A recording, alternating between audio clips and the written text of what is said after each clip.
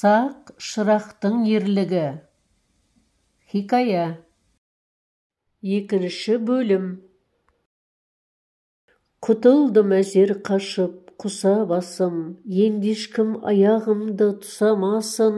Сақтардан өшімді алам жолды бастап, сендерге көрсетем жау нысанасын. Жеңілме қоя салу жанды беріп, жан жоқта ет алмайсың малды серік.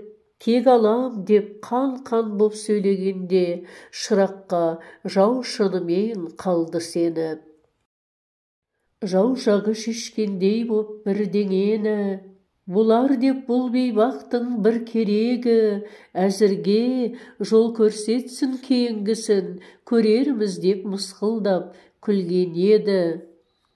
Аңғармай келген ерді бәрін ойлап, бейшара тұр деді олар жанын ойлап. Сақ шырақ сенген жауға жол бастады, сездірмей тұрса даштей қаны қайнап. Дарида қолбасы да иланады, сапарға әрі қарай жиналады. Жол жүріп бірнеше күн шөл далада, таусылып азық суы қиналады.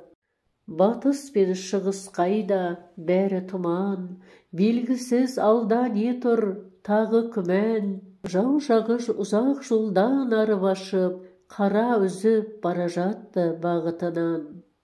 Талай жер, талай белес қырдасады, қалшырап келеді әзер жау жасағы.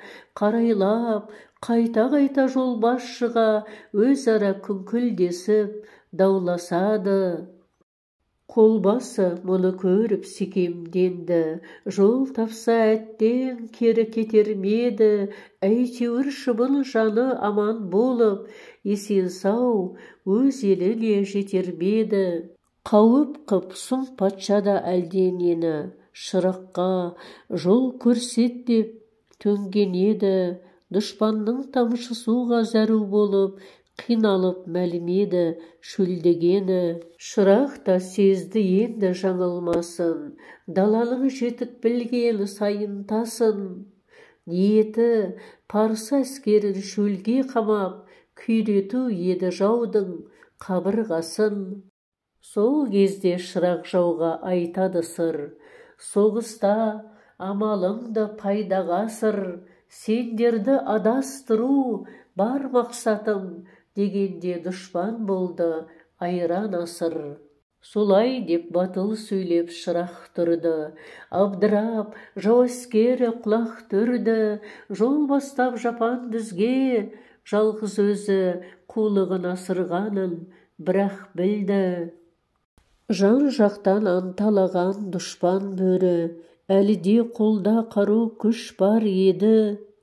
Өңменнен көп найзамен түйреп алып, өлтірмек боп ортаға қысқан ерді.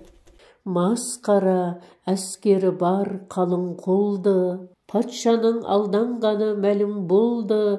Қолбасы Ранас батсым қаһарланып, шаппақ боп қылышына қолын салды. Жоспары іске асып ойындағы, сақ шырақ жеңгендігін пайымдады.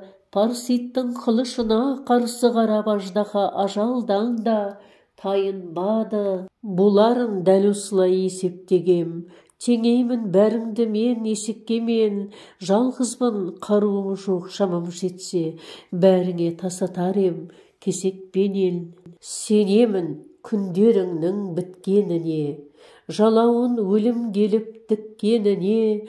Ұлый бер жұртта қалған жетім иттей, осы ғой, осы менің күткенімде.